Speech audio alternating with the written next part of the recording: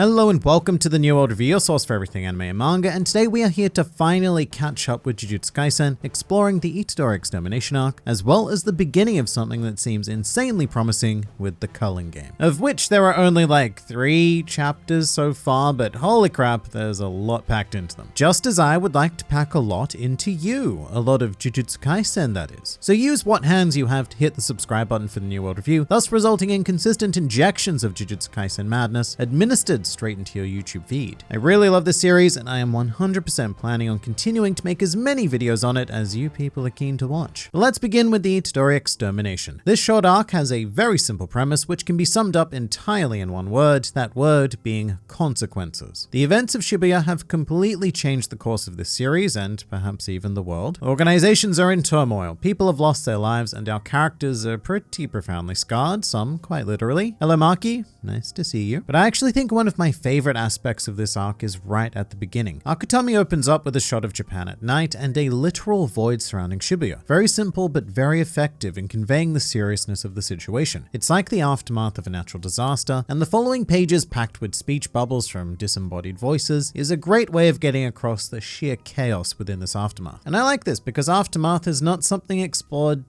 too deeply within many shonen series. It's more of an inconvenient reality that we just skip over. Even the ones I love most, like say One Piece, are very matter-of-fact about aftermaths. No matter how destructive the arc climax has been, a day or two later everyone and everything is pretty much okay. Which is fine because that's the feel-good nature that a series like One Piece goes for. So in a weird way, this bitter pill from Akutami is actually kind of a treat because our characters are nowhere near okay. I mentioned Maki before because she's a pretty good example. She is alive. However, her design has now forever changed with this pretty insane scarring and now sporting short hair, assumedly because a lot of it got burnt off. Not all of it, but some of it. It's interesting how fire works. And as twisted as it sounds, I really appreciate this. When bad things happen to characters, they should carry that experience with them, whether that be mentally or physically or both. And many authors don't have the guts to make that sort of change, especially to a very marketable, attractive female character. Of course, Maki isn't the only one. Inumaki apparently lost an arm due to Sukuna-related reasons, which is pretty big. And we haven't seen Todo yet, but I imagine that his injury is rather permanent as well. And for those who did come out physically unscathed, like Yuji, well, he's carrying a hell of a lot of trauma. But the great advantage is that all of this suffering and defeat will be carried with us going forward. Like, even though we're in a completely new arc, we don't have to start building the drama from zero, because our main bad guy has already very much incurred our wrath here. Like, I want Geto or Norito Shikamo or what's his new name? Kenjaku? Doesn't matter. The guy. I have a profound desire to see him fall because of what he's done to all of these characters that I love. And if everyone was just okay, then I don't think that would be the case. Meanwhile, there are a series of gigantic revelations during this very short time, the first of which is the return of Yuta. Seeing him emerge to confront Yuji was an interesting experience because it was like seeing 2 main characters from different series meet in some sort of crossover event. And there's a lot of great stuff here. In fact, Akutami even goes to the trouble of verbally pointing out how Yuta and Yuji are basically exact opposites in terms of ability. One a physical powerhouse with minimal cursed energy, and the other a physically standard specimen with nigh on infinite cursed energy, even more than Gojo apparently. So it was really fun yet excruciating to see this clash because as well as Yuji did, everything I know from the prequel was telling me that this was not someone that Yuji had any hope of overcoming whatsoever. Even in the event that Sukuna took control of his body, Yuta's existence is just that ridiculous that I don't know if it matters. I mean, it probably does. We still know very little about Sukuna's true depth of power, but basically alarm bells were going off in my head throughout this entire fight, especially because Rika is still in play. Very intriguing since she disappeared in the prequel to the best of my memory. So maybe that's not her, but like another manifestation of a thing with her name. I don't know. Once again, doesn't matter. The very existence of Rika is potentially as world-breaking as having Gojo around. And there was also a nice bit of irony with Yuta being appointed Yuji's executioner, since they both began their Jujutsu career under the exact same scenario. But of course, everything makes sense in the end with the twist that Yuta was an ally all along, and I love that he had to go so far as to make a binding vow to actually kill Yuji. That was a very nice touch. And that comes back to consequences. Yuji's execution was merely one of a series of mandates set by the High Council of Jujutsu Dude Bros. The one I find most interesting is that Gojo has been classified as an accomplice of Geto, and it is now a crime to unseal him, which makes all the sense in the world. In terms of sorcerific politics, Gojo is an absolute pain, so him being sealed is very much a gift to these guys, even if it comes at the cost of, what was the number they said, like 10 million cursed spirits being released into this world. It was quite a lot. Oh, and even the principal principal of Jujutsu Kai was sentenced to death, which was quite surprising, and it reminded me that we've seen annoyingly little of him in the entire series so far. I would love to know more about him, and I hope that this decree makes him a bit more active in the series. And consequences only continue, because to add on to the list of actual deaths during Shibuya, we have Naobito Zenin, who honestly, if there was one person who was going to survive Jogo's assault, I would have thought it would be him. In retrospect, his technical purpose during Shibuya was fantastic, as he was a lot of fun to watch, and his death forever changes how we look at the Zenin clan, which is now floating in just as much chaos as the Jujutsu administrators and Japan at large. Also, another big twist here. Congratulations, Fushiguro. It seems you are now the head of the Zenin clan. Probably the one person who didn't want it, but it continues the Fushiguro hype train, because I'm assuming this decision was made because he is the only one with the potential to rival the stability that Gojo represented. And the most important new character to spawn from all of this Zenin stuff is Naoya, who is,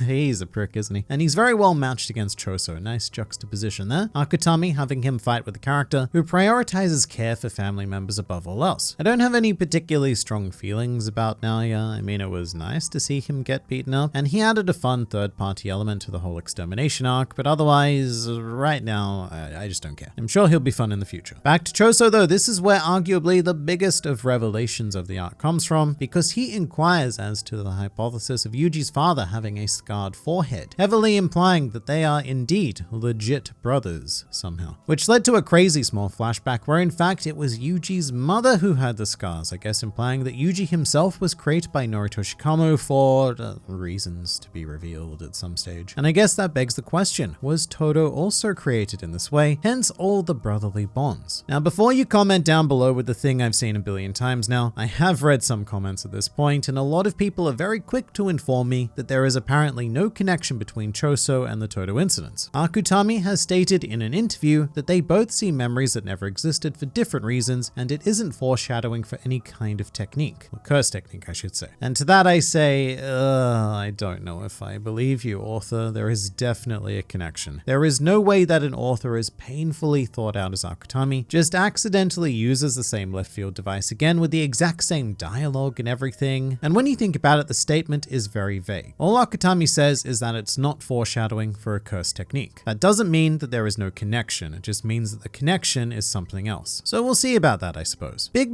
news though is that Yuji actually seems to have accepted Choso as a brother. There was this really sweet moment where he tells everyone to just, think of Choso as my older brother. And also a very nice badass moment of Choso claiming to be the eldest of 10 siblings, which is obviously the 9 death paintings plus Yuji. I like that connection a lot. It was unexpected, and it makes the other 2 death paintings ever so much more tragic to think back on. Poor paintings. And I guess that brings us to the idea of the culling game. I mean, it doesn't really, that was a terrible transition, but we're here now and we're going to deal with it. Now, this is where things go a bit off the rails, because the overall plan of not Ghetto is fairly complex in a kind of Neon Genesis sort of way. Electing to merge, I think, all of humankind with Tengen, thus forcing evolution. In fact, when I think about it, it's almost a word-for-word explanation of the Human Instrumentality project from Evangelion, which on its own has significantly raised the stakes of this series to something of an apocalyptic rapture. Having brought him up, Tengen, yeah. So when I last spoke about Tengen, I compared him to the idea of an eldritch horror, Cthulhu-y sort of stuff. Something that is better left unseen because no visual depiction could do the legend of this guy justice. And I stand by that because what the hell is this? I burst out laughing when I saw him for the first time, and I had a lot of trouble taking anything he said seriously, which is a problem because he said a lot of serious things. I don't know where people at large stand on this, but right now, I think it was a mistake to depict Tengen at all. Because while I can mock his design all I want, I'm 99% confident that there is no design that would have satisfied me. To his credit, Akutami does address the design with Yuji basically reacting like I did, and it's played for some nice laughs with a sly smile from Tengen. So Akutami is very aware of what he's done, and that's just a choice I'm going to have to live with. I do hope there's more to Tengen than just looking like an oversized sperm though, gotta be honest. Lots of important information here though, like yet another name for not Ghetto, which I think I'll be converting to from here on out, being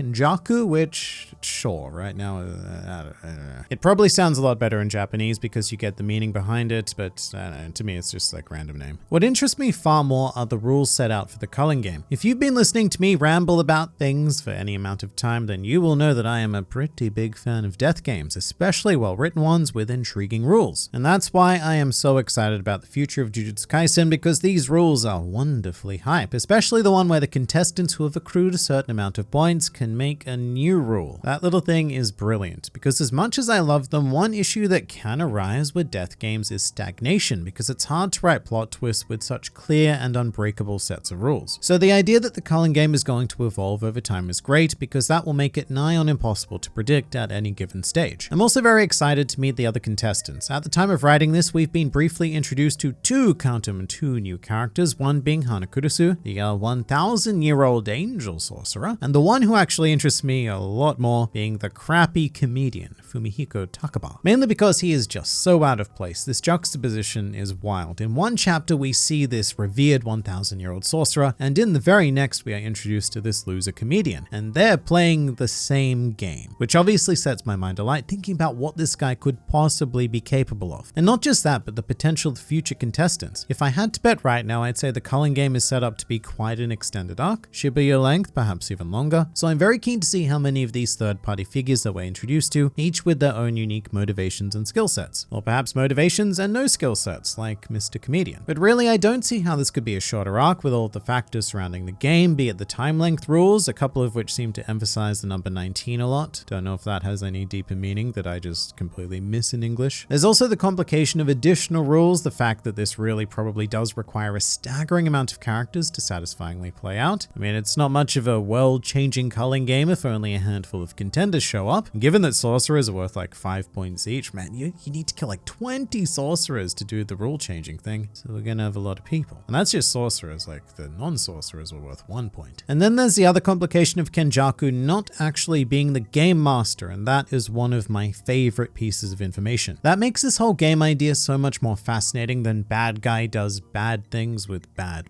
game, especially if the game master is actually impartial, which we're led to believe they will be due to a series of binding vows required to construct the game in the first place. And another miscellaneous thing, we still don't know what happened to Kugisaki. I feel like it's implied by Akutami that even if she is alive, she's not at all in a good way, but the information is proving very evasive because Yuji understands whatever Fushiguro's eyes were telling him, and obviously that's deliberately designed to not let us know, and I have no idea when we'll find out. But the award for quote of the chapter does also go to Fushiguro. He said something I think epitomizes Jujutsu Kaisen as a whole, which was, "We aren't heroes fighting for justice, we're Jujutsu sorcerers." And I think we've heard something similar before from, I don't know, maybe Gojo or someone, but I love that. It's a theme that gets hammered home fairly frequently, but it's always a nice reminder that no, we're not out to save the world or do good because, you know, that's the thing to do. We are condemned sorcerers. Condemned sorcerers who have elected to live in a very special hell where the concept of good and bad is very much not black and white. And that's why I am not done talking about Jujutsu Kaisen. This has been a pretty amazing experience, and I look forward to joining the weekly grind with everyone else. But that pretty much does it for this blind review series of Jujutsu Kaisen. And what do you guys think? Please do leave your thoughts in the comments below, or even join my Discord server. And if you're keen for some more Jujutsu sorcery, then please do check out some of my other videos, or even subscribe to the channel for very, maybe regular Jujutsu Kaisen morbidity delivered straight into your YouTube feed. But for now, this has been the New World Review, and I'll see you next time.